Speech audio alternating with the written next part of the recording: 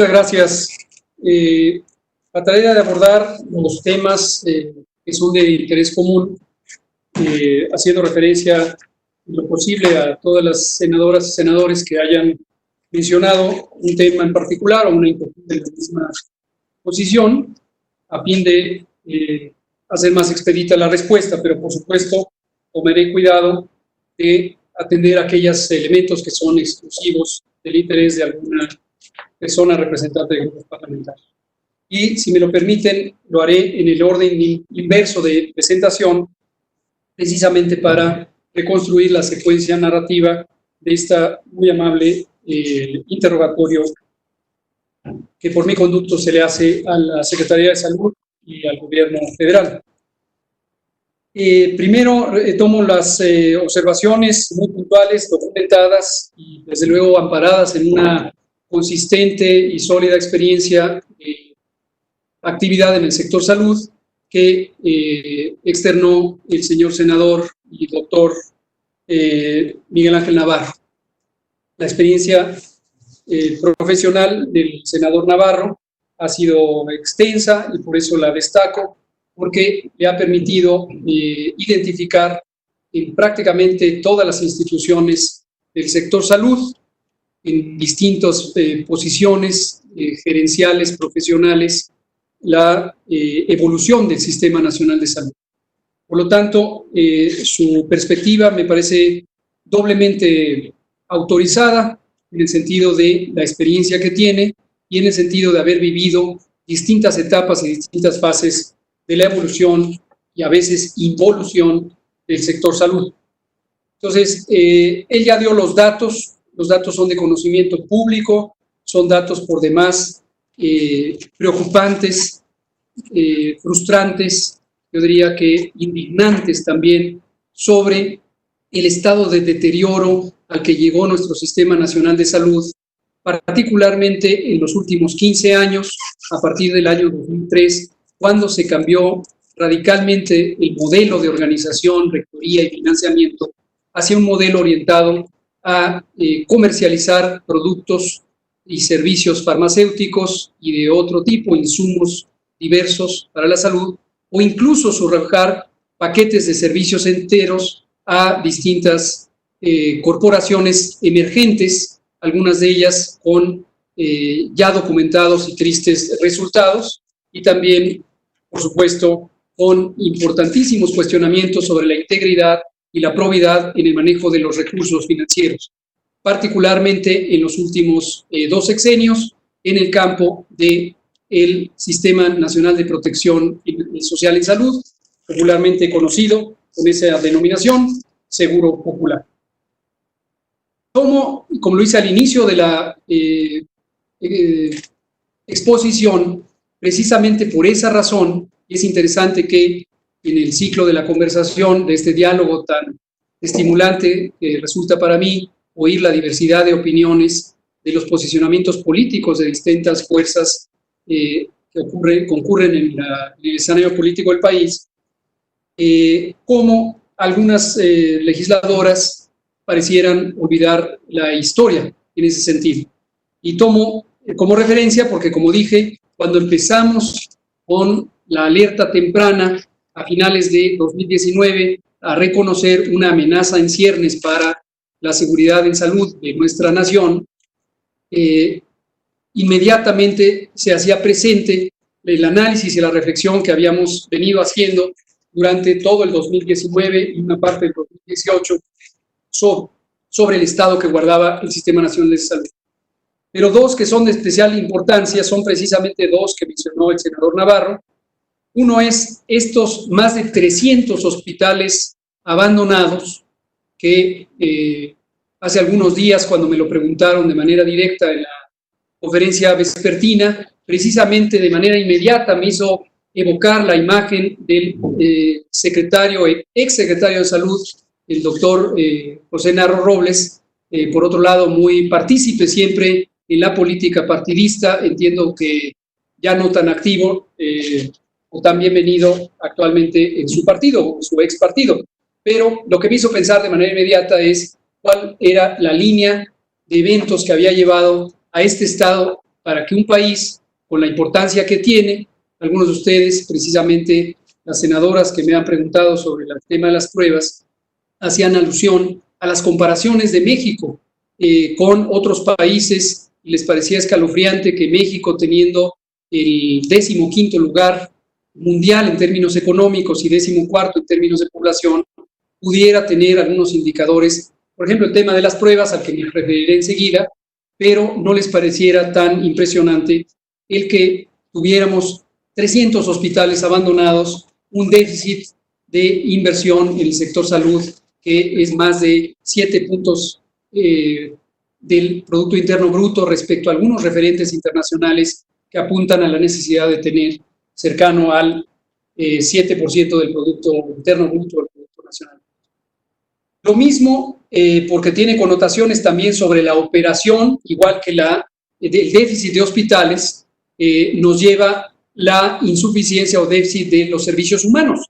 Efectivamente está plenamente documentado cómo a lo largo de los últimos sexenios, particularmente el inmediato anterior, 2012-2018, se precarizó el trabajo de profesionales de la salud. Esto en realidad se proyecta precisamente hacia el año 2000, cuando empezó el nuevo modelo de financiamiento y rectoría y organización del Sistema Nacional de Salud, y hemos tenido distintos ciclos o generaciones en donde se acumulan por momentos hasta más de 150,000 profesionales de la salud trabajando en condiciones precarias en términos laborales, sin un salario fijo estipulado, con contratos provisionales que se renuevan de manera calculada a los 11 meses de vigencia, dejando un mes de descanso, con el propósito deliberado de aportar las prestaciones laborales que corresponden por ley.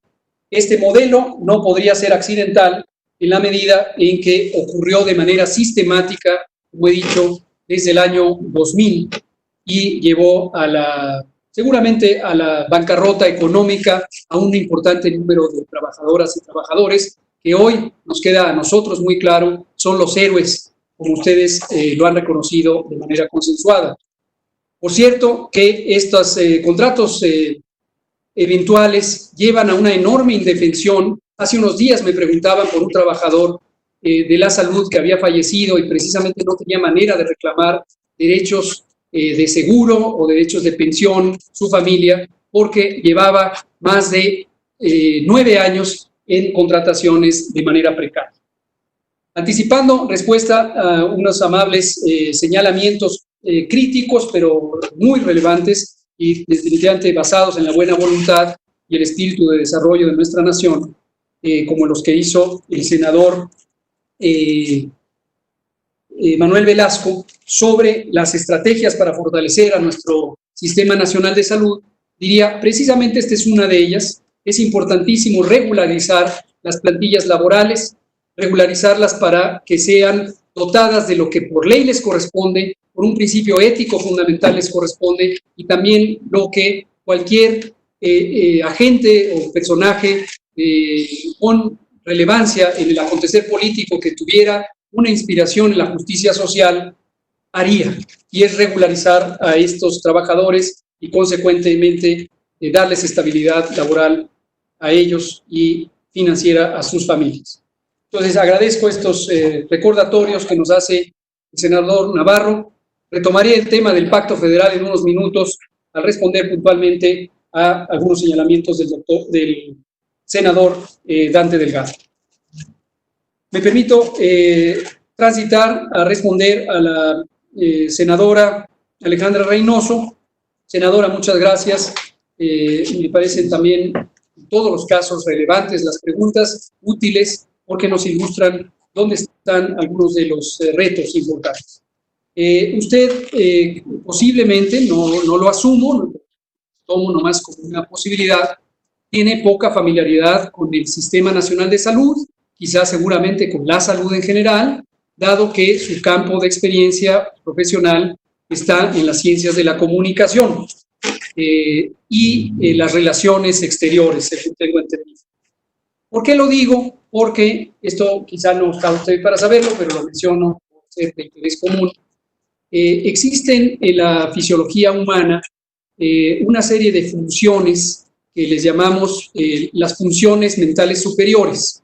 Estas funciones mentales superiores incluyen, entre otras, no de manera de todas, funciones ejecutivas, el razonamiento, el pensamiento, la conciencia, las emociones, el lenguaje, la memoria y el aprendizaje, y también la atención. Y la atención generalmente aparece al inicio de la lista, no solamente porque empieza con A y por lo tanto se sigue un orden alfabético, sino porque del funcionamiento de la atención derivan a veces la efectividad del desarrollo o la ejecución de las otras funciones. No estoy diciendo que quien no ponga atención carezca de las otras funciones. Lo que estoy diciendo es quien por alguna razón involuntaria o voluntaria prefiere no tener atención a ciertos elementos, quizás se depriva de la oportunidad de expresar las otras funciones, por más que éstas estén presentes. ¿Por qué lo digo? Porque veo un reto, y aquí sí, usted es la experta, no yo, un reto de comunicación cuando nos enfrentamos a una población con distintas perspectivas, lo cual es entendible y además digno de celebración, pero también cuando nos enfrentamos a la necesidad de comunicar un mensaje que anticipadamente pareciera estar algunos segmentos de la población en poco deseo de escucharlo. Esto, desde luego, representa un reto, no solamente por la esperanza, que siempre será persistente, de que en algún momento tengan el deseo de beneficiarse de información científica, técnica, que se genere en el país, por cierto, ya lo dije, por parte de todos los gobiernos estatales, que están los estados gobernados por las distintas fuerzas políticas, incluyendo su partido, sino también información que proviene y es documentada y validada y además construida con el apoyo de las organizaciones internacionales de salud, destacadamente la Organización Mundial.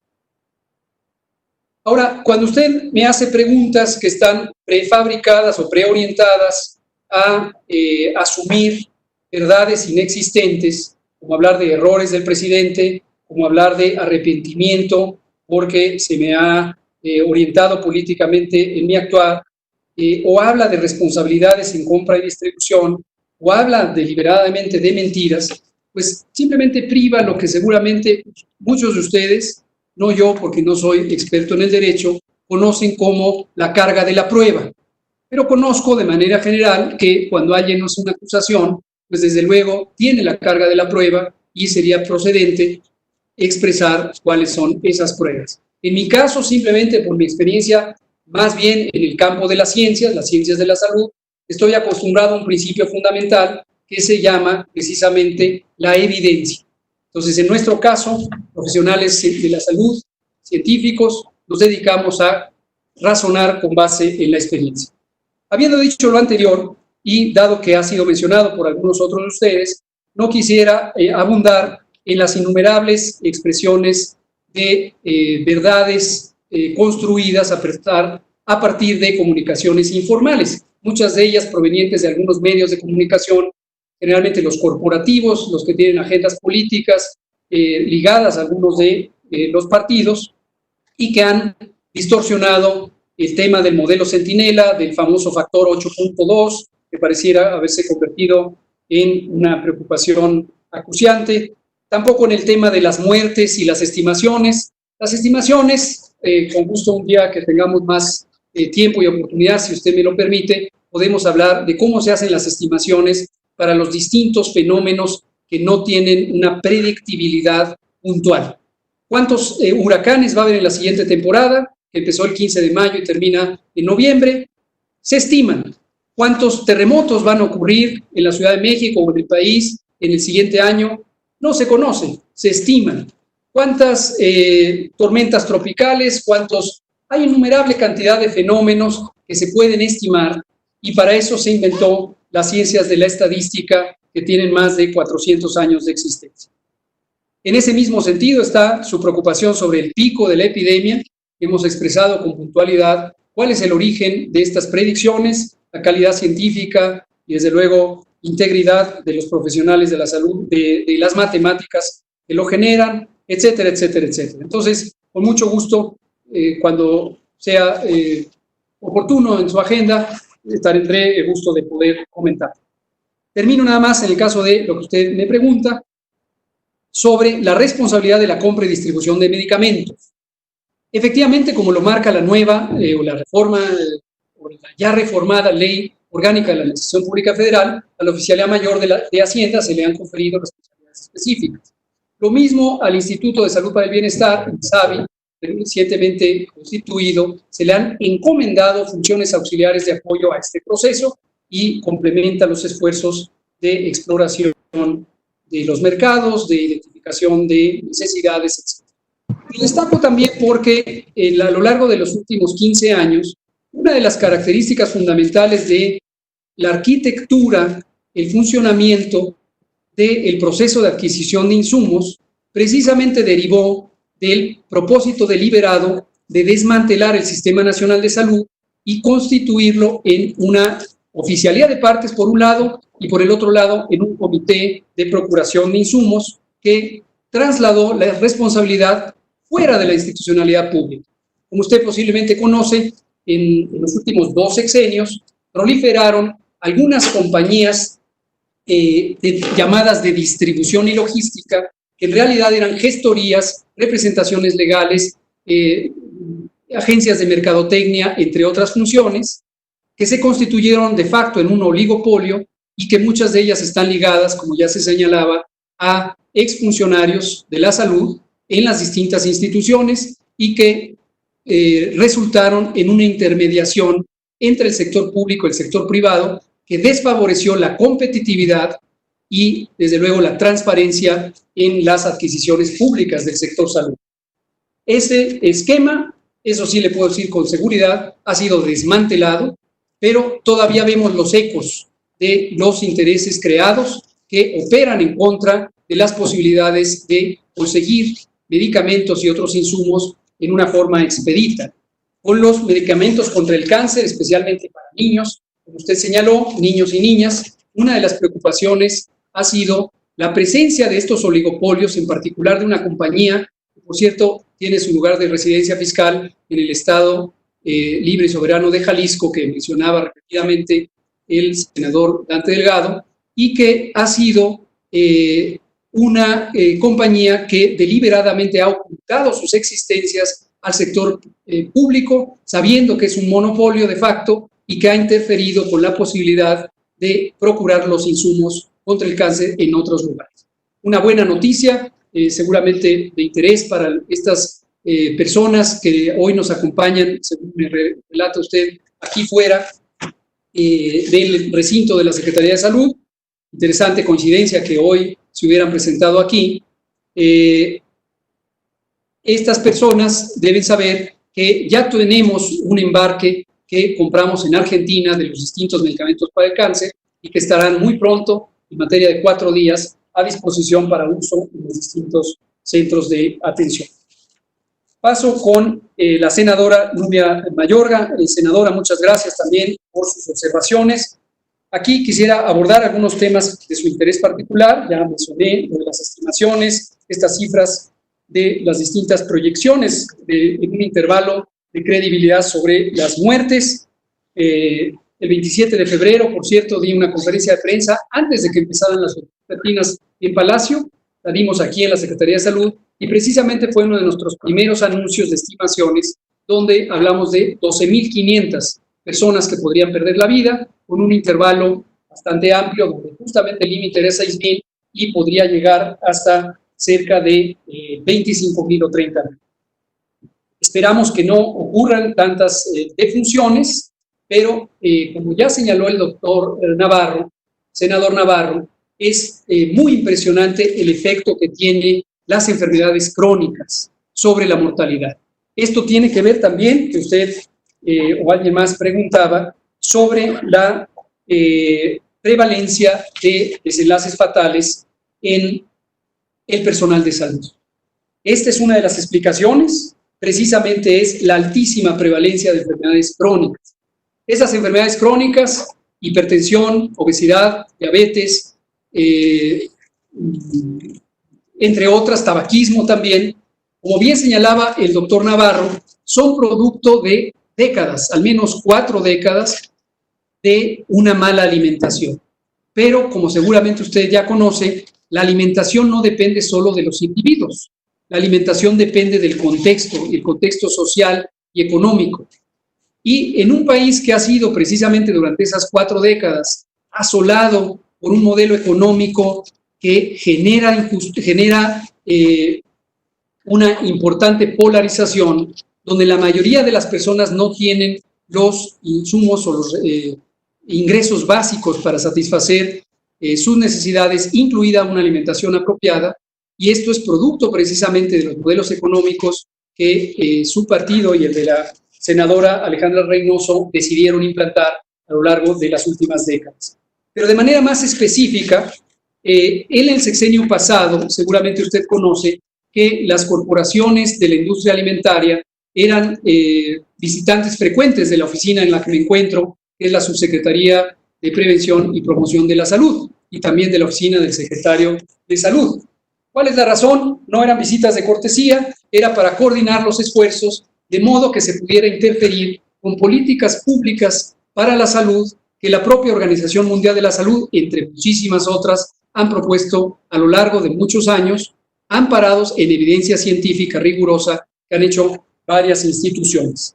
Afortunadamente, logramos ya un primer paso, que no es el único, se necesitan varios más, con el tema de los etiquetados frontales. Por cierto, aquí tengo mi cuadro, si me proyectan la cámara hacia arriba, para ilustrar el tema y que no se nos olvide cómo durante todo el sexenio 2012-2018 estuvo censurada esta política pública de los etiquetados claros para los alimentos o los productos industrializados de muy bajo valor nutricional. Esa es la causa fundamental de la obesidad, de la diabetes, de la hipertensión y de la mitad de las muertes que ocurren en el país.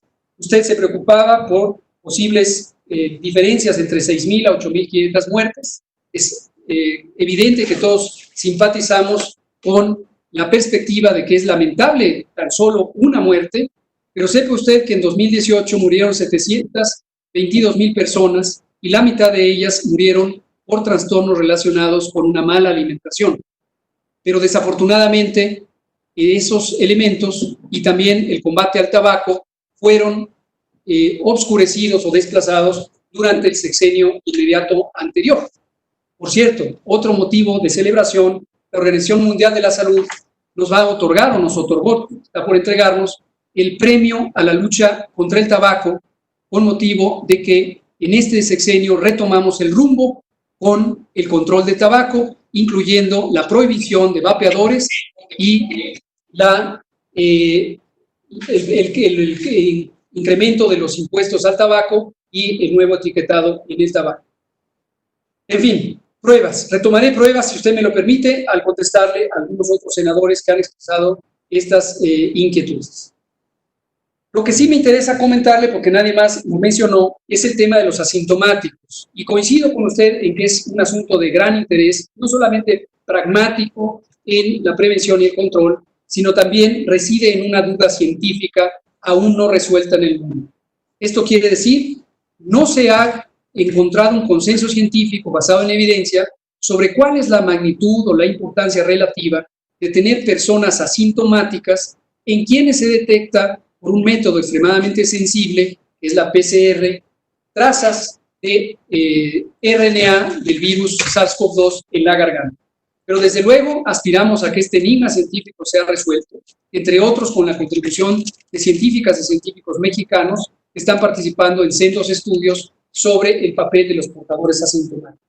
Una vez que esto se esclarezca, podremos contribuir, igual que otras naciones, a proponerle a la Organización Mundial de la Salud un camino diferente al que ha planteado, que es que los portadores no se consideren como casos en la medida en que no tienen enfermedad, por lo tanto no necesitan algún servicio ni están en un riesgo de servicios hospitalarios, y respecto a su transmisión, pues se abordan como se abordan los que son reconocidos como casos. Vamos a pasarnos a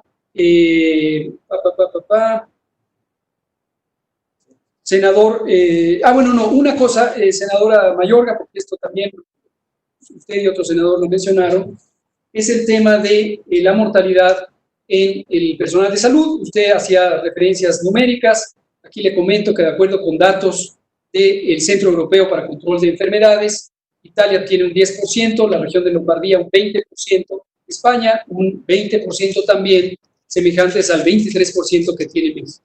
Pero ya expliqué el papel de las enfermedades crónicas y la gran prevalencia, cosa que no tienen los países europeos, por lo menos no de manera tan dramática como México. Actualización de información. COFEPRIS no autorizó hidroxicloroquina con motivo de COVID. La hidroxicloroquina es un fármaco inmunomodulador que se utiliza desde hace muchos años, originalmente diseñado para el tratamiento del paludismo y desde hace muchos años también para enfermedades autoinmunes, particularmente el lupus y la artritis reumatoide, de las que el secretario de Salud es uno de los expertos nacionales e internacionales más reconocidos. Y la posición que tenemos nosotros, pasando por nuestro señor secretario, es que resultaría inconveniente el uso de hidroxicloroquina fuera de cualquier estudio formal de investigación clínica que debería cumplir en todo caso los más altos estándares de ética, bioseguridad y calidad. Entonces, no se angustien, no se preocupen, nadie ha autorizado el uso de estos productos. Quizá usted lo tomó de información en algún periódico nacional que parece que modificó un poco lo que se había dicho. Sobre regionalizar el semáforo, gracias por decirlo, esto parece que también es un reto de comunicación, pero aquí está la fuente directa porque tengo la responsabilidad técnica de coordinar el semáforo y su evaluación. La idea es, cuando decimos tener un solo semáforo, es porque, por un lado, por una necesidad técnica básica de coordinación que nos permita tener un reconocimiento consistente de la realidad epidemiológica de COVID en México, es imprescindible tener la misma metodología para la evaluación del semáforo de riesgo. Segundo lugar, porque el semáforo tiene dos componentes. Uno es un componente de evaluación, el semáforo de monitoreo, que corresponde de manera directa con el semáforo de las acciones que hay que instrumentar. Y aquí es imprescindible poner a salvo a las políticas públicas de algunos intereses locales que han presionado a gobernadores y gobernadoras a abrir o liberar anticipadamente actividades económicas que son relevantes para el Estado, pero no necesariamente su apertura conveniente para el control epidémico. Pero tercero, tengan presente que cuando se usa un solo instrumento no quiere decir que el resultante de la evaluación es la misma. Es decir, el semáforo tiene 4 colores que corresponden con un nivel de riesgo progresivamente el menor al mayor, verde, amarillo, naranja y rojo, pero aunque se evalúa por una sola entidad, que es la federal, debe ser aplicado a la realidad epidemiológica siempre cambiante de cada estado. Esto además se ampara en términos legales a las atribuciones de la Autoridad Sanitaria Federal, que usted conoce bien, están claramente estipuladas en la Ley General de Salud, con la perspectiva de concurrencia. Y en la concurrencia queda muy claro que la materia de seguridad general de carácter general es responsabilidad de la Autoridad Sanitaria Federal, que tiene 3 componentes: el Presidente de la República, el Consejo de Seguridad General y la persona titular de la Secretaría de Salud. Pero, además, tenga usted tranquilidad porque hay un consenso amplio entre gobernadores y gobernadoras con la Federación.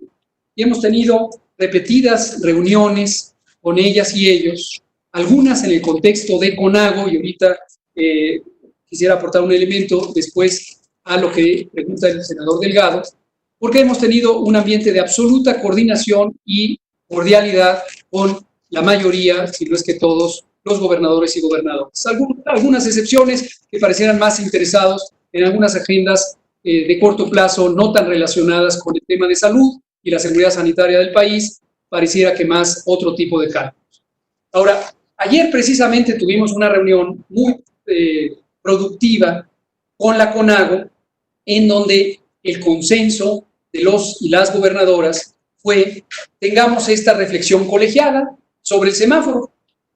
Y todo el mundo dijo: nos parece estupendo que haya un semáforo nacional, nos queda claro el fundamento jurídico y la motivación técnica, simplemente abramos el diálogo. Y les reiteramos lo que nuestro secretario de Salud ha dicho en innumerables ocasiones, tanto como el presidente, con esta frase que cita al Benemérito de las Américas cuando indica todo por la razón y el derecho, nada por la fuerza. Y ese es el espíritu de acción de nuestro gobierno y así lo vamos a hacer. Los martes estaremos distribuyendo los resultados del análisis del semáforo a los gobernadores y gobernadoras. Damos espacio hasta el jueves. Si hay alguna observación peculiar, la abordamos conjuntamente. Se da conocimiento público los viernes y entrará en vigor el estado del semáforo los lunes siguientes. Entonces, pierda cuidado en ese sentido. Quisiera abordar ahora las preguntas del senador Dante Delgado y aquí me traigo el tema de algunos pendientes. Las pruebas, los portadores ya lo comenté, las pruebas y este tema de las medidas de aislamiento social y la nueva norma, que varios de ustedes lo preguntaron. Pruebas, abordemos el tema de pruebas. Seguramente todos ustedes, igual que yo, leyeron el documento de OCDE al que han hecho referencia. Yo les suplico, como he pedido cada vez que hay una crítica, que siempre es bienvenida, que para mayor utilidad pudiera ir acompañada de la evidencia correspondiente. Cuando no ocurre así, desde luego sigue siendo bienvenida la observación crítica, nos estimula a la reflexión y nos enriquece, lo cual agradecemos, pero nos depriva de la oportunidad de encontrar un diálogo fructífero sobre el elemento de referencia. Concretamente, en el documento de OCDE, no identificamos que existiera una recomendación explícita sobre el número de pruebas o la proporción de pruebas por millón de habitantes que un país debería hacer. Si alguien lo encontró, por favor, ayúdenos a identificar. Si no es en ese documento, le pedimos que nos oriente al documento correspondiente que indica, prescribe, orienta cuál es el número de pruebas o la proporción de pruebas que un país debe hacer por millón de habitantes o algún otro indicador relativo. Si no es el caso que esto lo hayan encontrado, entonces seguramente concurrirán con nuestra opinión de que es aún más importante conocer cuál es el propósito que se busca, más allá de la generalidad de detectar casos. Porque en los documentos técnicos de la OMS y también las innumerables opiniones vertidas por los funcionarios de la OPS que están con nosotros diariamente están en nuestro comando operativo de emergencias en salud pública. Participa el doctor Jean-Marc Gabastún, asesor regional para seguridad de salud y laboratorio, y en otras ocasiones participan miembros del equipo del señor Cristian Morales, representante de OPS en México. A preguntas repetidas surge la idea de cuál es el modelo de vigilancia para el que se requieren esas pruebas. Y la respuesta vuelve a ser una y otra vez la siguiente: es el modelo que estamos operando. Es tan amigable la conversación que ellos ya hablan a nombre del país y hablan en segunda persona del plural y nos dicen, es el modelo que estamos operando y es el modelo que ustedes han instrumentado desde el principio, y nos recuerdan, por cierto, fueron uno de los primeros países en establecer la capacidad de laboratorio específicamente para COVID, lo cual es estimulante. Y el documento que mostré hace un rato, cuya fecha de actualización es 11 de mayo, que proviene de Ginebra, Suiza, la sede de la Organización Mundial de la Salud, precisamente vuelve a indicar los propósitos de la vigilancia epidemiológica que relaté y que son consistentes con lo que hace México. Entonces, la pregunta es, ¿cuál es el modelo de vigilancia que ustedes están identificando que necesita tantas pruebas? Ahora, ¿cuántas pruebas? Mencionaba, senador Dante Delgado, Wuhan, China, y habló de esta impresionante cifra de 9 millones de pruebas. Quizá está también familiarizado con que en 9 millones de pruebas se encontraron el siguiente número de positivos. Uno. En 9 millones de pruebas que hicieron recientemente en el periodo postepidémico en Wuhan, China, encontraron una positiva. Estas cifras son por demás demostrativas de lo ineficiente que puede ser el realizar pruebas en forma generalizada cuando se tiene la aspiración de hacer un proceso de detección. Pero evidentemente, pues es un gasto que podría ser mejor utilizado en otras situaciones o necesidades. Destacadamente a mitad de la fase 3, en el caso mexicano, pues justo en lo que lo hemos usado: equipos de protección personal, insumos para la salud, ventiladores y, desde luego, salarios para contratar a más de 45,000 profesionales de la salud que estaban en necesidad de cubrir el déficit que nos dejaron en administraciones anteriores. Sobre los otros elementos que señala, estimado y respetadísimo senador Dante Delgado, y le aprecio mucho que haya hecho la aclaración de que sus observaciones son con absoluto respeto, así las recibo y así respondo también con absoluto respeto a usted y todas las legisladoras y legisladores, no solo del Senado, sino también de la Cámara de Diputados. Usted hablaba de retos de coordinación y me recordaba, o nos recordaba, esta sesión tan amigable que tuvimos el 17 de marzo, cuando tuve el privilegio de estar con ustedes ahí en el recinto parlamentario. Y ya después, seguramente usted tomó conocimiento que el 19 de marzo, es decir, 48 horas después de esa reunión, sesionó el Consejo de Salubridad General precisamente para identificar las condiciones en las que se encontraba la epidemia en México y declararla como una enfermedad grave de atención prioritaria, tal como lo estipula el artículo 73, fracción 16 de la Constitución de la República Política de los Estados Unidos Mexicanos, para ser preciso. Asimismo, también tendrá usted conocimiento que cuando la Organización Mundial de la Salud dijo que se trataba de una pandemia, y esto propició algunos titulares en periódicos de circulación nacional, hubo una precisión que hicieron los funcionarios de la organización, tanto a nivel global, en la OMS, como a nivel local y regional, indicando que la declaración de pandemia no tenía una implicación directa para aquellos países que, como el caso mexicano, ya estaban preparados y actuando en respuesta a la epidemia. El tema de los vuelos internacionales es por demás importante, porque usted alude a un planteamiento que ha sido, yo no diría solamente científica y técnicamente descartado, sino históricamente desmentido. Y consiste en que hay que cerrar fronteras, en este caso aéreas, vía aérea, para evitar las epidemias. Algunas de las fuerzas políticas que hoy gobiernan en el mundo, mayormente las que tienen una orientación conservadora y negadora de los derechos humanos de las minorías, en particular las minorías migrantes, han utilizado esta perspectiva de cierre, de protección, de confinamiento, como si hubiera alguna demostración científica de que va a resultar útil para mitigar, inhibir o retrasar la entrada de los agentes patógenos, en este caso el virus SARS-CoV-2 causante de COVID. Lo interesante, como decía, es que la historia de las epidemias, y me remonto a la Edad Media, han demostrado que esto es un recurso de muy poca utilidad, muy oneroso, y no tanto por los costos directos de su instrumentación, sino por las consecuencias sociales y económicas que tiene el pretender aislar un territorio que es naturalmente dependiente de recursos del exterior. Las ciudades amuralladas, los feudos en la Edad Media, cercenaban su vinculación con el exterior y pronto se quedaban sin alimentos y otros insumos que les llevaban a consecuencias devastadoras.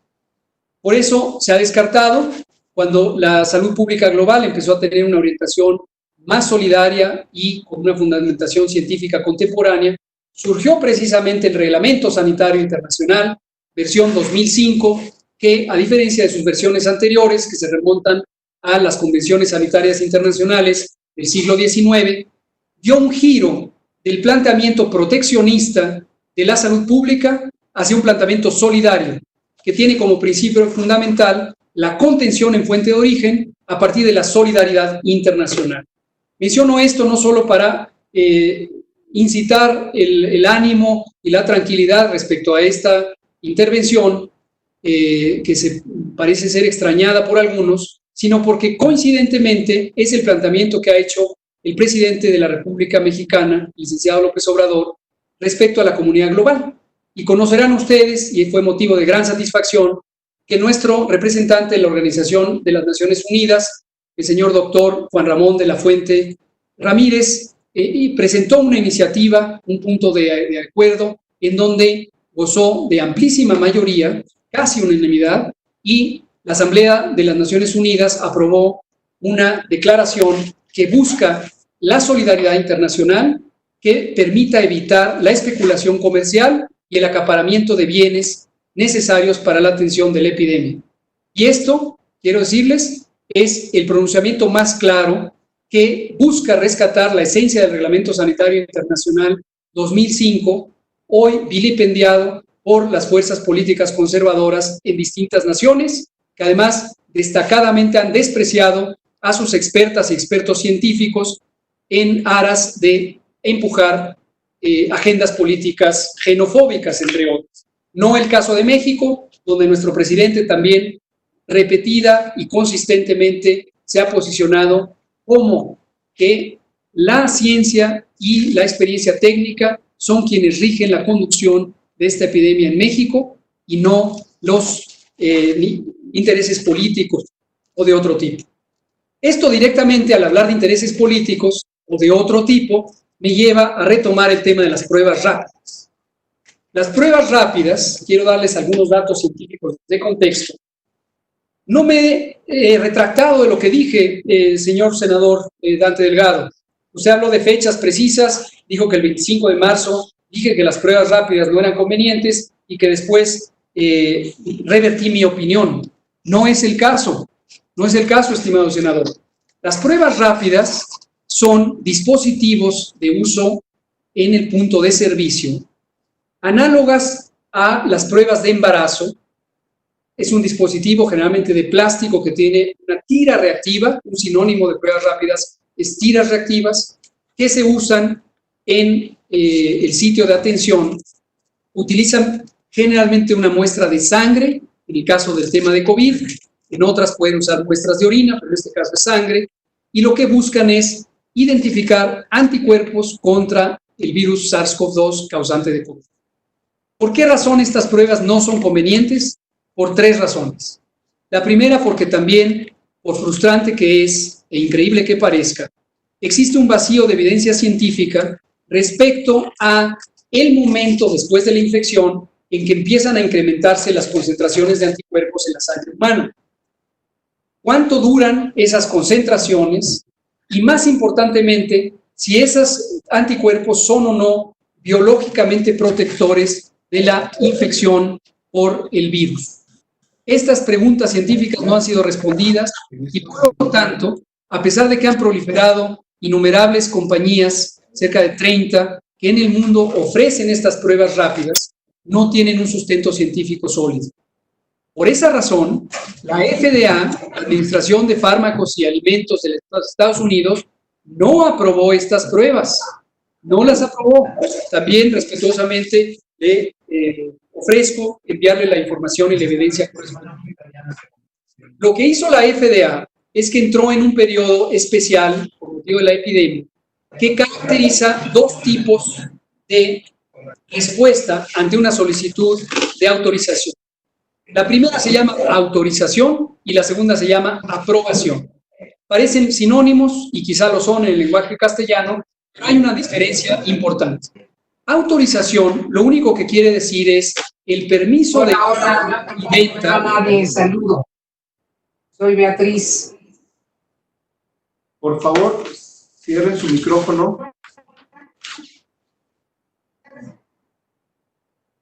Por favor, continúe. Muchas gracias.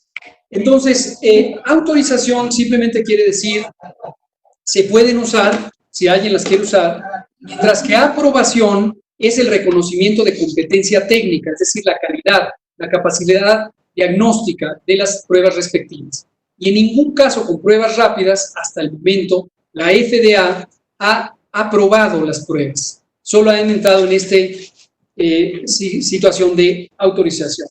Pero aún más, no es la FDA, en el caso de Estados Unidos, sino los Centros de Control de Enfermedades, quienes determinan las políticas públicas de uso de estas pruebas. El análogo sería COFEPRIS para el primer caso con la FDA y la Subsecretaría de Prevención y Promoción, que tengo el orgullo de coordinar, análoga con las responsabilidades de los Centros de Control de Enfermedades.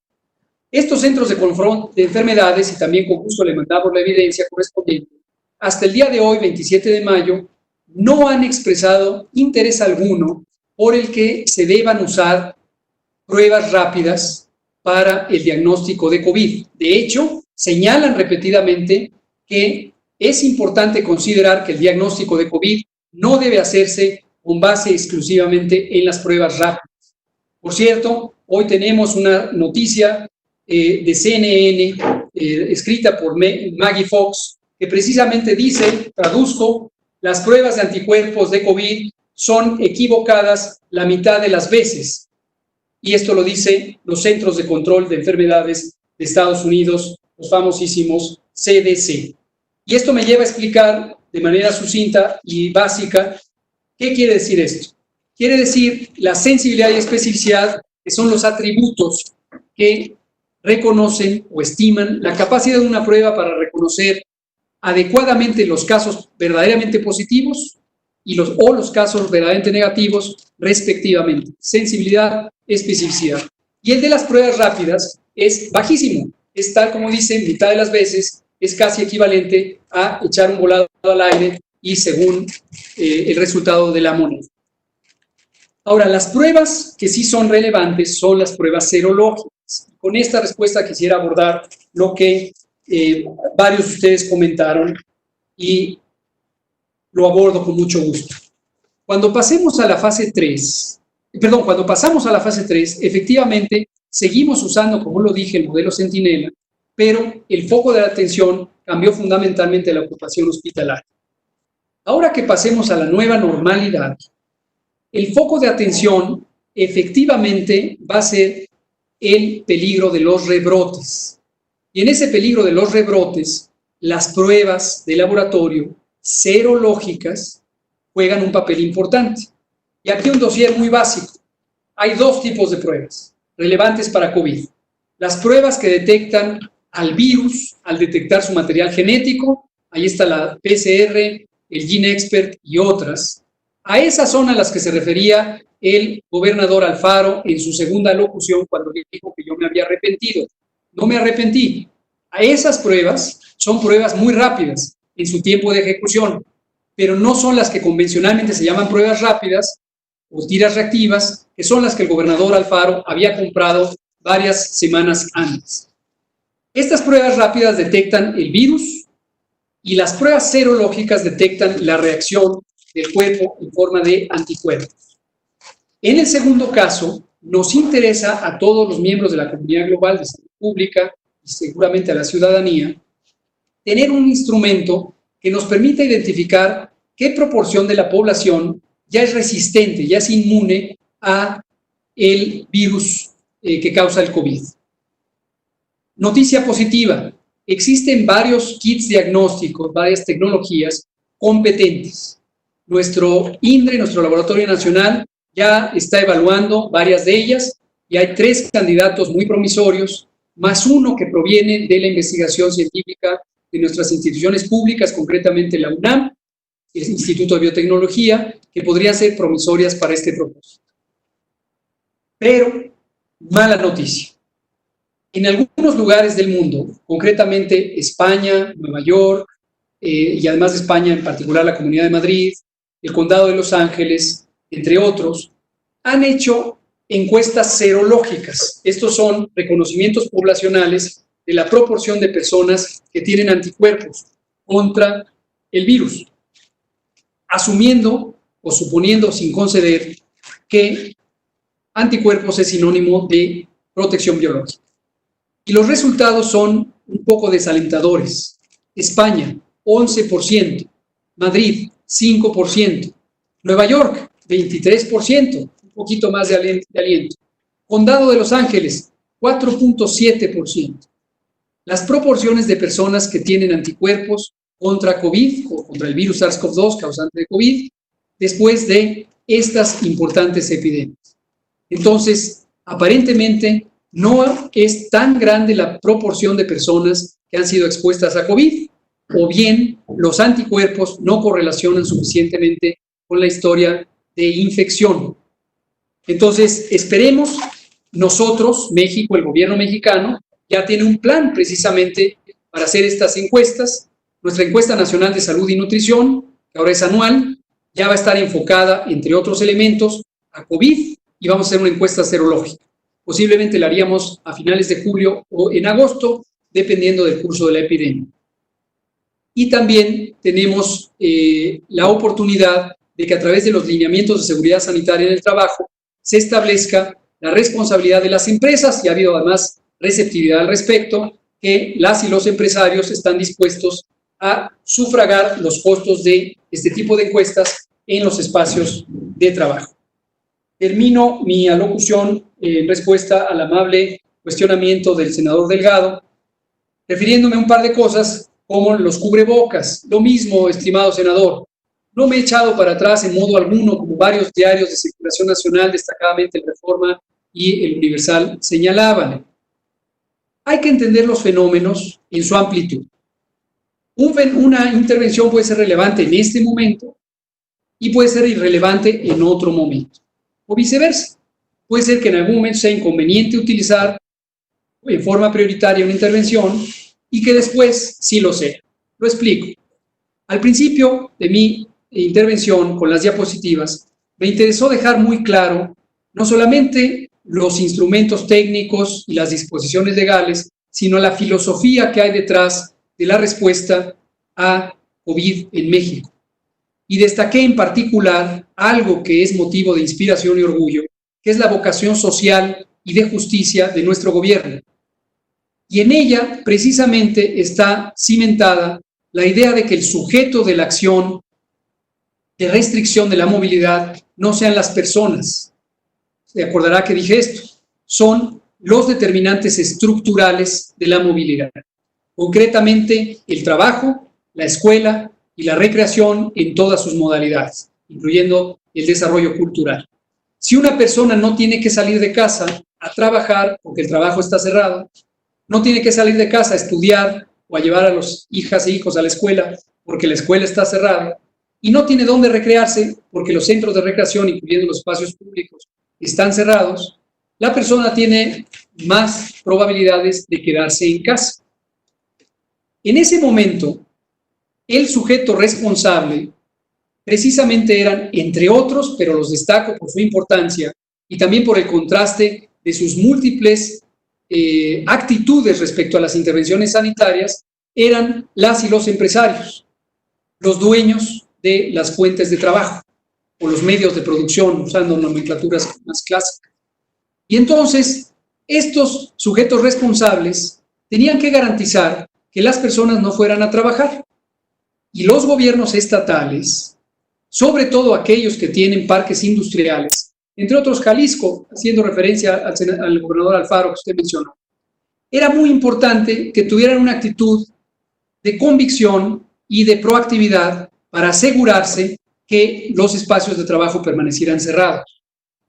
Jalisco, que nunca logró una disminución de la movilidad superior a más o menos 50%, entre otras, lo que mantuvo activas fueron empresas manufactureras. En ese momento empezó el énfasis en el tema del cubrebocas, y quizá uno de los más prominentes promotores del cubrebocas en la esfera política fue precisamente el gobernador Alfaro. Aquí hago un paréntesis. Me estoy tomando la libertad de hablar de una persona que no está aquí presente, el respetado gobernador Alfaro, solamente porque lo invocó su correligionario del partido, el senador Dante Delgado, y porque estoy seguro que eso me da la oportunidad de que él sepa, con absoluta transparencia, qué es lo que estoy diciendo respecto a sus acciones. No acostumbro a hablar de alguien que no está presente en posibilidades de interpelar. Cierro el paréntesis. Entonces... Yo lo abro. Yo nunca hablé de Alfaro. Nunca. Correcto. Hablé de Jalisco. Correcto. Por favor. Con mucho gusto. Muy bien. Queda la aclaración. En ese momento el cubrebocas se constituía en un distractor de una política pública de amplia capacidad por su carácter masivo, que era la Jornada Nacional de Sana Distancia. Si la acción de gobierno. Perdón, doctor. Dígame usted. También cuando yo le hice el comentario de las pruebas de la FDA, no hablé de aprobación. Y usted dijo que había aprobación y autorización. Hablé de que fueron avaladas. Si usted quiere, es la interpretación de la otra parte a la que usted nos refirió. Muchas gracias. Muchas gracias, senador. En cuanto al cubrebocas, la inquietud o la preocupación que en su momento expresé fue que el cubrebocas se constituyera en un distractor de los elementos más relevantes de la intervención de la Jornada Nacional de Sana Distancia y que empezara a flaquear la intensidad con que se lograba esta por parte de la ciudadanía y con que los gobiernos, tanto estatales como municipales, que tienen el tramo de responsabilidad de las distintas disposiciones administrativas necesarias para concretar la jornada, se relajara. Sin embargo, también mencioné, y lo sigo sosteniendo, que hasta el momento no existe evidencia científica consistente sobre el impacto esperado, o que el impacto sea positivo, del uso comunitario del cubrebocas. El cubrebocas es un dispositivo de tela generalmente, bueno, como el que está usando la senadora Ana Reynoso en este momento. Es un dispositivo de tela que, bueno, puede constituirse en un elemento de comunicación, como lo estamos viendo, y eso está interesante. Pero su propósito fundamental es interferir con la expulsión de sustancias líquidas que provienen de la garganta o de la nariz o de la boca de los individuos, que si estos están infectados de algún agente patógeno, pueden transmitir hacia otra persona o contaminar, por ejemplo, un campo quirúrgico, que es el uso más convencional. En ese sentido, sí es relevante que una persona que esté infectada, primero que se quede en casa, no hay duda, pero si no se queda en casa por alguna razón o empieza a tener capacidad de transmisión del virus SARS-CoV-2, que el cubrebocas se constituya en un mecanismo de barrera. Entonces, esa parte la dijimos desde el principio, sí, efectivamente puede haber una reducción del potencial de contagio de aquellas personas que durante el periodo sintomático, presintomático o en casos completamente asintomáticos pudieran transmitir. De lo que no hay ninguna evidencia científica consistente es que pueda ser un medio de protección para quien podría recibir el virus. Si yo estoy asintomático y asumo que estoy sano y soy susceptible, como la gran mayoría de las personas, a COVID, a mí no me sirve tener el cubrebocas, porque existen varios elementos que llevan a que no sirva. Uno, los ojos, porque el virus puede entrar por la conjuntiva. Otro, simplemente el uso inconsistente del cubrebocas. Me acalora, me pica, me estorba, me voy a comer o me voy a tomar un café, me lo quito y en ese momento relajo el uso del cubrebocas. Y esto a lo que lleva es un fenómeno que también se conoce en la salud pública, aunque viene de las ciencias económicas, que se llama compensación del riesgo, que consiste en que si yo percibo estar protegido por un instrumento que realmente no me protege, tengo un cambio de actitud y de comportamiento respecto a otras intervenciones que sí me protegen. En el caso que no se ocupa, una persona con cubrebocas siente que está protegida o protegido, sale a la calle, no respeta la jornada de sana distancia, no se lava las manos y esto le aumenta el riesgo. Ese es el estado de la evidencia que había cuando me pronuncié con poco ánimo sobre el uso del cubrebocas. Es el estado en el que me pronuncio en este momento y que me pronuncié el lunes pasado cuando usé el cubrebocas. Ahora, ¿por qué usé el cubrebocas el lunes pasado? Perdón, doctor. Dígame usted. Lo único que quise hacer referencia es que usted dijo dos cosas para que usted me identifique más. Yo creo en que el tapaboca lo deben usar los infectados. Así que no ese es el tema. El tema es que usted dijo una cosa y después dijo, punto. Creo que igual que usted. Muy bien. Les pediría que cuidemos. El compareciente puede decir lo que él quiera, como ustedes dijeron lo que ustedes quisieran. Yo le pediría al doctor que continúe. Les pido no interrumpir porque ya tengo 3 solicitudes de interrupción del doctor Navarro, de la senadora. Entonces les pediría que cuidemos, o sea, esperemos que concluya el doctor y cuidemos el formato, por favor. Le pido al secretario técnico también conduzca y modere. Y el doctor Gatell está en el uso de la palabra, si no, no vamos a concluir esta comparecencia o esta virtual presencia del doctor Gatell. Continúe, por favor. Muchas gracias, senador Monreal. Termino ya prácticamente quería responderle al senador Delgado. Entonces, especificando eso, la razón por la que usé deliberadamente el cubrebocas el lunes pasado, el lunes 25, fue precisamente para señalar que en el nuevo contexto de la nueva normalidad en el que se va a terminar la Jornada Nacional de Sana Distancia, tenemos contemplado, y lo hemos reflexionado técnicamente, que en los lineamientos para la seguridad sanitaria en el trabajo incluimos el uso de cubrebocas como un mecanismo precisamente en el sentido de su intención original, que es interferir con la expulsión de partículas líquidas ante la posibilidad de que alguien, estando infectado y no conociendo que lo está, pudiera contagiar a otros exclusivamente, en particular en los sitios de trabajo cerrados y de proximidad y el transporte público. Eso también explica lo que espero no sea interpretado como una inconsistencia de que lo usé ese día y ya no lo estoy usando. Y en este momento, ni en las comparecencias nocturnas, ni en las reuniones de trabajo, porque cuido los otros elementos para la protección y esa es la situación. Ahora, dos elementos para que no se queden sueltos, dos o tres, los mencionó el senador Delgado, pero también las senadoras Reynoso y Nubia. Gracias. Y es estas ideas de las muertes por neumonías atípicas, una posible discrepancia de cifras, etcétera. No tenemos contraposición alguna con el gobierno de la Ciudad de México. La doctora Sheinbaum merece absolutamente todo mi respeto como una persona competente, líder política, intelectual destacada, académica de altísimo nivel, luchadora social de muchos años. Tenemos una comunicación extraordinariamente fluida. Nuestros grupos técnicos interactúan diariamente. De hecho, en el Comando Operativo Metropolitano COVID lo instauramos de común acuerdo también con el gobernador Alfredo del Mazo, a quien expreso también mi respeto por su sentido de responsabilidad y apertura y colaboración.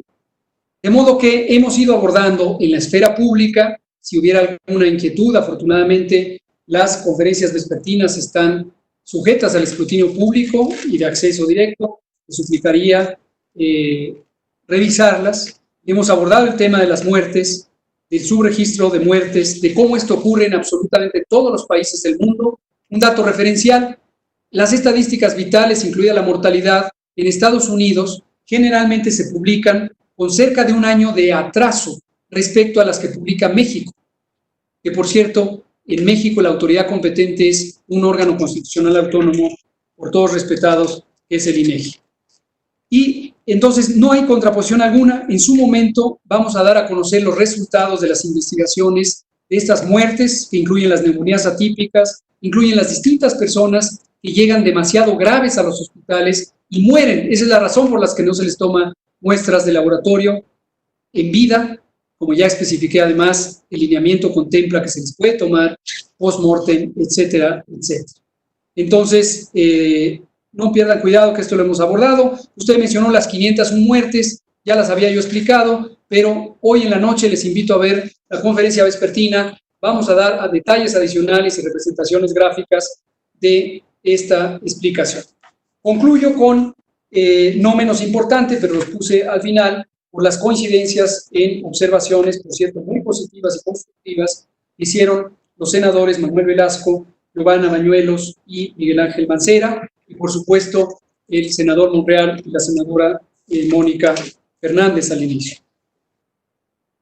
Abordemos el tema de la liberación de cuarentena. La pregunta básica, según he podido recolectar, la comparto además, ¿no es demasiado pronto? Preocupa, de hecho, que pudiera ser demasiado pronto. Primero, gracias por preocuparse y gracias por recolectar una inquietud ciudadana de México y del mundo, que la comparto, y la comparte todos los funcionarios de salud y del gobierno federal. Y es por eso que en el plan de nueva normalidad, que según me ha instruido el presidente, estaremos presentando en la conferencia matutina de este viernes próximo, estamos cuidando mucho que esto sea un regreso a las actividades económicas, sociales y escolares ordenado, escalonado y gradual. El reto es lograrlo sin que haya un repunte. Pero quiero decir con toda precisión, explícitamente, con claridad, suplicando que esto quede en la memoria documental de este diálogo, que efectivamente en todo momento tenemos retos o riesgos de que haya un rebrote. Así lo he dicho en varias conferencias vespertinas, así lo he dicho en algunas matutinas, así lo he dicho en entrevistas, lo digo también frente a ustedes, por ser el Poder Legislativo. Hay riesgo de rebrote en México y en el mundo entero. En otras palabras, esta es una enfermedad genuinamente emergente, enfermedad para la que no se conocen innumerables características. Y en todo momento existe el riesgo de que al retornar a las actividades en el espacio público, por el hecho de que empezaremos a tener mayor número de interacciones interpersonales, puede haber contagios. Si esto ocurre en números suficientemente grandes, puede haber un brote epidémico de COVID. Los y las personas especializadas en matemática que nos han estado asistiendo, y mi agradecimiento, ya dije, a CONACYT por coordinarles, han identificado dos variables fundamentales, que son bastante intuitivas, por cierto. El número de personas que retornen a las actividades en el espacio público, y dos, la proporción o intensidad de movilidad que ese número de personas recupere en el espacio público. Y nos han hecho varias proyecciones, esto en respuesta directa a algunos de sus señalamientos. Efectivamente, nos han hecho proyecciones que indican distintas magnitudes del rebrote que son directamente proporcionales a el número de personas y el grado de movilidad que esas personas recuperen.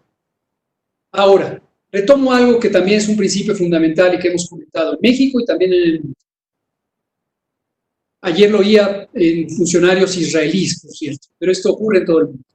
Hay dos bienes públicos a cuidar: la salud y la vida, en un lado, y el bienestar social, el bienestar y la economía, que, si son afectadas, a su vez, afectarán la salud y la vida.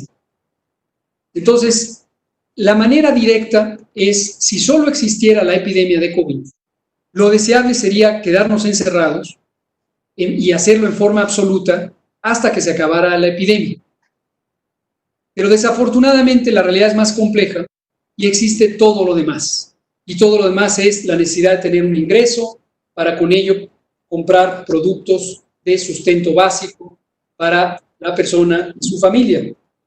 Hace un rato, por cierto, me regreso brevemente al comentario del senador Dante Delgado, cuando hablaba de la posible necesidad o deseo de que estuviéramos de manera prolongada en confinamiento.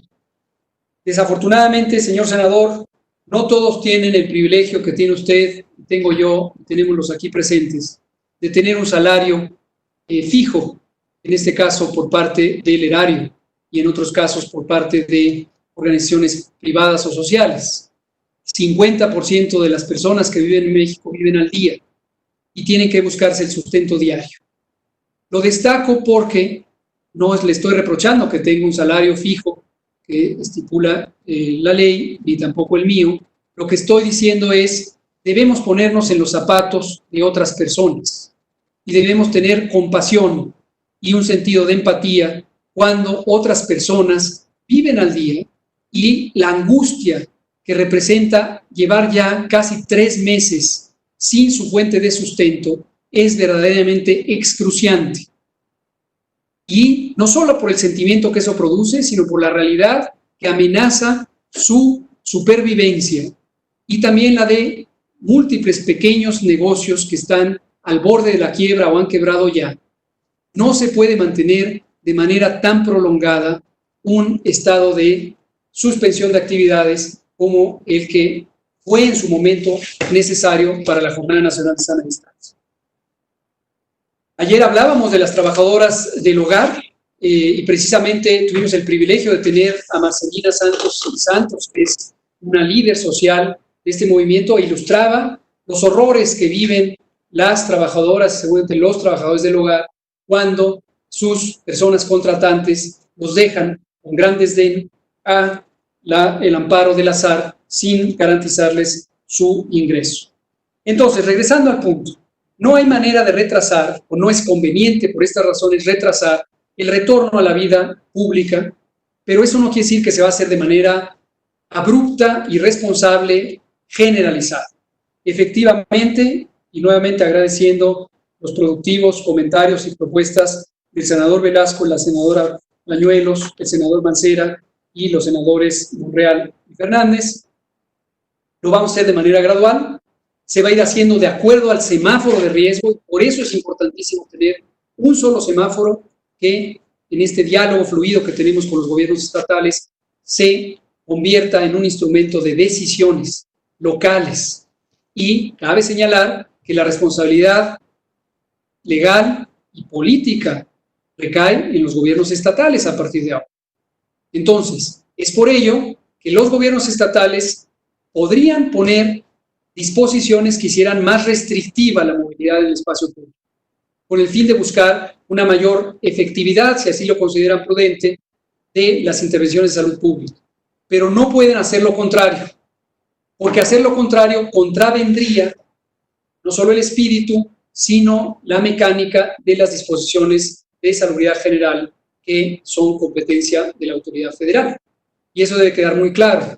Los pronunciamientos que han hecho algunos pocos, afortunadamente, señores gobernadores, creo que invitan a la reflexión sobre dónde están las responsabilidades y los compromisos para la protección de la ciudadanía. Me llevo como observación propositiva, y le agradezco aquí de manera específica al senador Manuel Velasco, la idea de reforzar el Sistema Nacional de Salud. Efectivamente, tenemos un Sistema Nacional de Salud que, como lo dijo de manera puntual el senador Navarro, carece de los recursos humanos necesarios, carece de la infraestructura, tiene un financiamiento menor al deseable.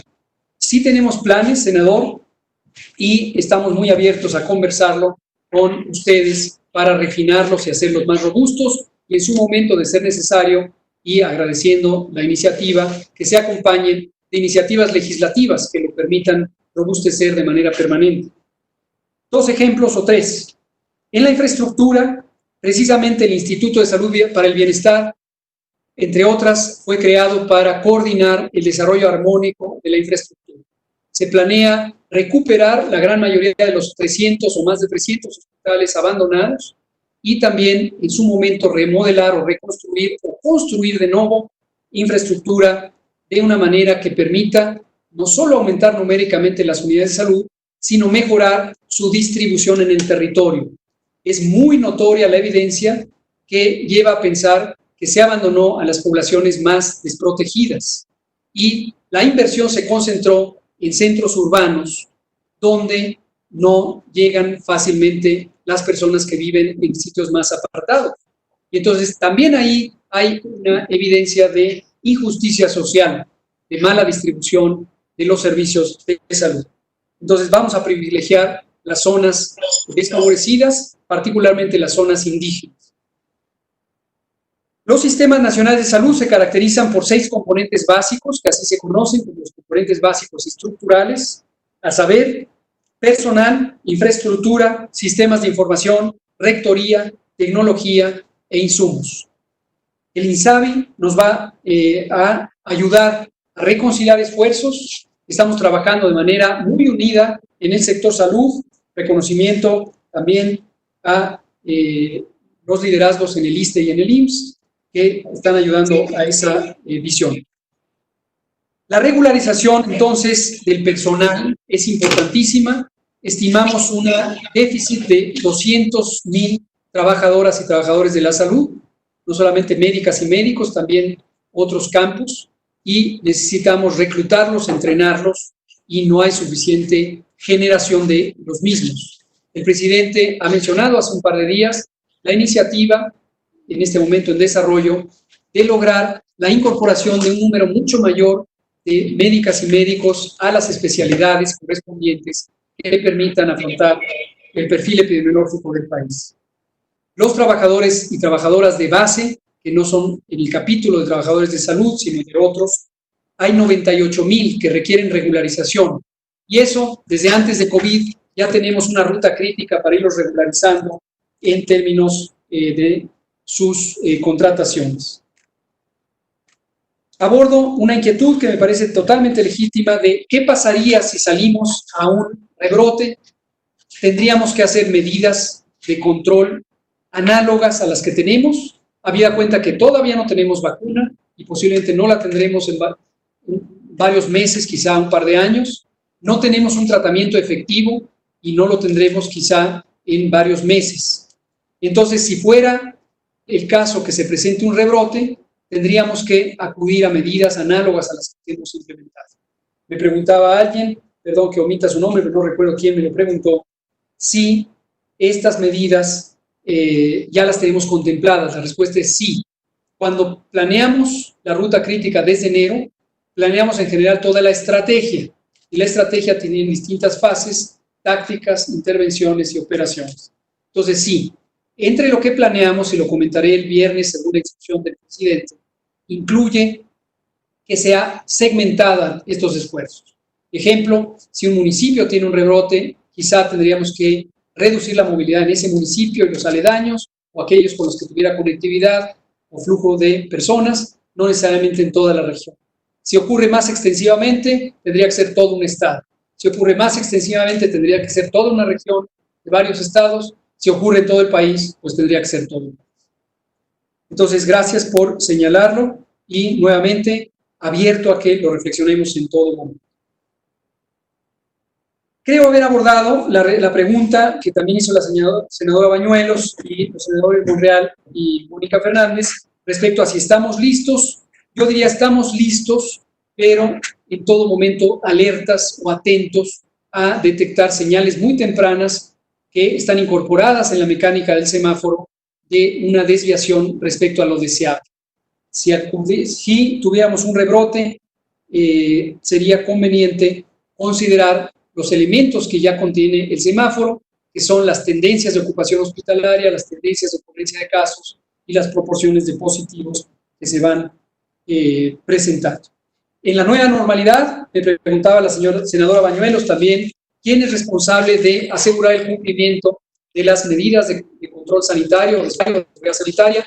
Tenemos un grupo de trabajo ya establecido con la Secretaría de Economía, del Trabajo y el Instituto Mexicano de Seguro Social, y acudiendo a las atribuciones del Seguro Social en Seguridad del Trabajo y las de la Secretaría de Trabajo, estas dos entidades serían las directamente responsables de la vigilancia y reforzamiento del cumplimiento, en coordinación, por supuesto, con la Secretaría de Salud, y auxiliados por el Consejo de Salubridad General, por su carácter normativo. Por último, ya casi, señaló el senador Mancera, muchas gracias, senador, por sus puntuales señalamientos. Reuniones masivas, efectivamente, las vamos a regular, esto lo explicaré el viernes, vamos a tener intervalos de recuperación de esas reuniones masivas. Escuelas y la seguridad, hemos tenido un diálogo muy fluido con el sector educativo, concretamente con el secretario Moctezuma Barragán y con el Consejo Nacional Educativo, lo cual me retorna al concepto de la coordinación. Extrañaba el senador Delgado, también con los consejos como el Consejo Nacional Educativo, que representa a las autoridades educativas estatales, tenemos excelente coordinación. Las medidas de la Jornada Nacional de Sana Distancia empezaron en una sesión el 14 de marzo, sábado, con el Consejo Nacional Educativo, que representa a todas las 32 estados. Métodos de vigilancia a partir del comunicado de la OMS, efectivamente, apreciamos y siempre nos estimula que la Organización Mundial de la Salud, tan prestigiada, nos reconozca los logros y también damos la bienvenida a que nos haga observaciones. Ese comunicado que nos hizo la OMS fue a pregunta expresa, por cierto. Nosotros, a través de la misión permanente de México en Ginebra, hicimos una consulta respecto a qué se refería el doctor Michael Ryan, coordinador de emergencias, cuando decía se necesita hacer más en vigilancia en México. Y lo que le dijimos es, todos los días hablamos con los funcionarios de la OMS en México, ¿qué más nos falta? Entonces, hemos instaurado ya un canal de diálogo para conocer con mayor detalle a qué se refiere, qué podríamos hacer. Ahí estaremos hablando de pruebas, ya lo dije, pero lo dejo muy claro. Sí vamos a hacer más pruebas. No nos arrepentimos si alguien tenía esa orientación sobre el número de pruebas que hicimos, y sigo dejando abierta la invitación, o casi petición, de que si alguien tiene evidencia clara sobre cuántas pruebas deberíamos hacer y qué modelo de vigilancia se está pensando, por favor háganoslo llegar, que será muy apreciado. Evaluar las políticas de otros países, nos decía la senadora Cecil de León. Muchas gracias, senadora Cecil de León. Sí, las revisamos continuamente. Si hay alguna que nos falte revisar, siempre estamos abiertos a que se nos proponga. Israel ha propuesto, por lo menos de palabra, algunos modelos innovadores de reapertura. Bélgica no lo he revisado personalmente, pero lo haré a su solicitud o sugerencia. Y lo demás del semáforo. Me parece haber abordado, creo que todas. Termino. Señor secretario, antes de que concluya, yo sí quiero decirle, no me voy a permitir que me falte. Por favor, del Río. Por favor, del Río. Ese no es el acuerdo, senadora. Perdóneme, ese no es el acuerdo. Presidente, lo que pasa es que sí se dirigió fuertemente hacia mi senadora y creo Pues que sí, pero inclusive yo la no Junta de soy... Coordinación Política debería de darle un extrañamiento al doctor Gatell por la forma en que se dirigió a mi senadora. ¿Por qué? Pues ¿para qué le entra? Respetar los acuerdos, coordinador, por favor. A ver, por favor, miren, al final, concluyamos, dejemos que el doctor concluya. Yo no les redacté ni a los senadores ni al doctor sus preguntas ni sus respuestas. Aquí hay libertad, pluralidad y respeto. Y bueno, así son. Yo creo que en este momento tenemos que cuidar todos lo que decimos y esperar la respuesta como es. No nos debemos ofender, debemos actuar con mucha tolerancia, tanto en el gobierno como en el Parlamento. Pero le voy a pedir que concluya, sigue conduciendo del Río y que el doctor concluya, por favor. Adelante, doctor López Gatell, si es usted tan amable, para concluir. Muchas gracias. Ya para concluir, no quisiera dejar desatendido un elemento muy importante que preguntó la senadora Mónica Fernández, presidenta de la mesa directiva al inicio, que es el tema de las personas vulnerables por distintas razones. Estos son temas que nos han ocupado mucho la atención y la acción desde el inicio del gobierno, son prioridades. También, por cierto, en su momento buscaremos el apoyo, la confluencia con el Poder Legislativo para atender posibles oportunidades de legislar en la materia. Tenemos respecto a salud sexual y reproductiva, estimada senadora Fernández, a nuestra colega, la doctora Carla Berdichevsky-Feldman, titular del Centro Nacional de Equidad de Género y Salud Reproductiva, próximamente a cambiar de nombre a Centro Nacional de Salud Sexual y Reproductiva, quien, entre otros elementos de nuestro equipo, trabaja de manera muy estrecha con la presidenta de InMujeres, la doctora Nadine Gassman, quien también respetamos y admiramos y apreciamos mucho. También la CONAVIM, Candelaria Ochoa, en el tema de violencia de género, y por supuesto nuestra querida y respetada ministra y secretaria de Gobernación, Olga Sánchez Cordero. Y no podría dejar fuera mi señalamiento a la titular o presidenta de la Comisión de Género del Senado, nuestra respetadísima senadora Manu Mitchell. Y tenemos un trabajo muy activo desde que empezó el sexenio, identificando oportunidades de acción, programas, en políticas públicas, en su momento posiblemente en legislación, les corresponderá a ustedes, pero es un tema de nuestro interés. Concretamente para COVID, efectivamente... Para la violencia de género y la violencia política. Por favor, sí. Por favor, adelante. Y a usted, doctor López Gatell, si es tan amable. Muchas gracias.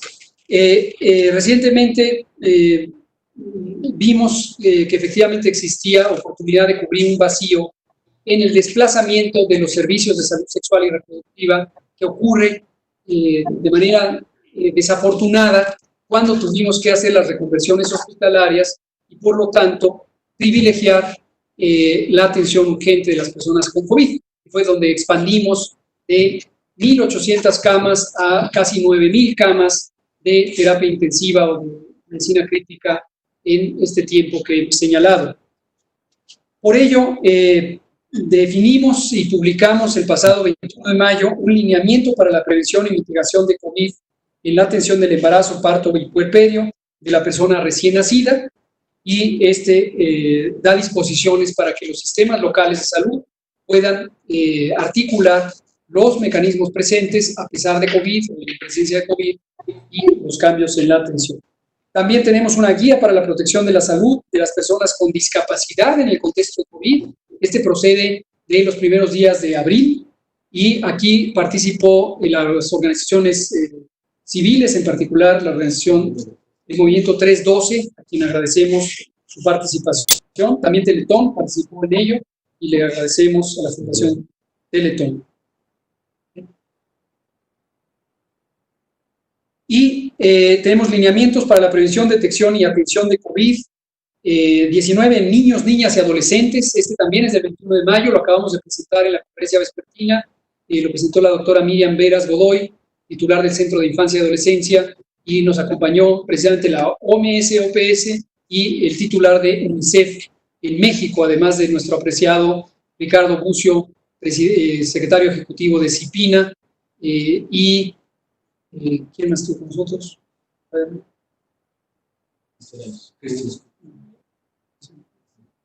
Bueno, tenemos recomendación para personas con discapacidad psicosocial y trastornos de ansiedad durante la pandemia COVID. Específicamente, la senadora hablaba de salud mental y la senadora Bañuelos también hablaba de la importancia de legislar en salud mental. Efectivamente, de manera específica para COVID tenemos este lineamiento. Tenemos una serie de intervenciones de atención a los cuidadores de la salud y también de extensión de servicios a través de las unidades de salud en los estados, pero coordinados por nuestro Centro Nacional de Salud Mental. El Secretariado Técnico del Consejo de Salud Mental, que coordina la doctora Lorena Rodríguez Bores Ramírez y el doctor Quijada, quien es titular de los servicios de atención psiquiátrica. Junto con ellas y ellos, y también con la CONADIC, estamos en vías, esto ya fuera de COVID o más allá de COVID, estamos en camino de crear la Comisión Nacional de Salud Mental y Adicciones. Esto es porque identificamos la necesidad de integrar todo el ámbito de las adicciones con el ámbito de la salud mental y del de la salud mental con las distintas violencias. Efectivamente, senadora Reynoso, las distintas violencias que ocurren, las violencias de género, las violencias en general familiares, las violencias en el espacio público, las violencias criminales que han afectado a varias entidades federativas, por cierto, en los últimos tiempos al estado de Guanajuato de manera muy destacada, lo cual nos preocupa. Entonces, estamos trabajando en ello y el espíritu de ello es también, se ampara en nuestra visión del mundo, y es que las violencias surgen de la injusticia y la desigualdad. Por lo tanto, el enfoque no es punitivo, el enfoque no es represivo o represor. Precisamente nuestra Estrategia Nacional de Prevención de Adicciones, ENPA Juntos por la Paz, que ustedes conocen, la presentamos públicamente en julio de 2019, dimos un giro de 180 grados respecto a políticas prohibicionistas de sexenios anteriores y hemos abordado una perspectiva humanista y social y de justicia en ese respecto. Termino ya prácticamente señalando que tenemos recomendaciones para los centros de atención infantil ante la enfermedad COVID-19. Estos son las estancias infantiles, guarderías y demás, para que pudieran seguir operando en condiciones seguras. Tenemos también una guía de cómo hacer de la casa un espacio seguro para niñas, niños y adolescentes. Son recomendaciones para padres y madres de familia para incorporar actividades tanto lúdicas como educativas en la casa durante la epidemia de COVID. El protocolo de actuación para la prevención y atención de casos sospechosos y confirmados de COVID en estaciones migratorias y estancias provisionales del Instituto Nacional de Migración. También tenemos un plan operativo de atención a la población migrante ante COVID-19. Tenemos recomendaciones sanitarias para refugios temporales y centros de aislamiento voluntario en el contexto de COVID-19. Tenemos también un lineamiento de recursos contra la discriminación y la violencia por orientación sexual, identidad o expresión de género en el contexto de enfermedad por COVID-19 y también lineamientos de información para disminuir el estigma y la discriminación durante la pandemia COVID-19 al personal médico y paramédico. Todos estos están en el micrositio, algunos son documentos de carácter técnico para profesionales de la salud, otros son de carácter más amplio para otros servidores públicos y servidoras públicos o incluso para la ciudadanía en general. Hasta aquí creo haber abordado. Si hubo alguna omisión, por favor, señálenmela y dispongan en qué momentos debería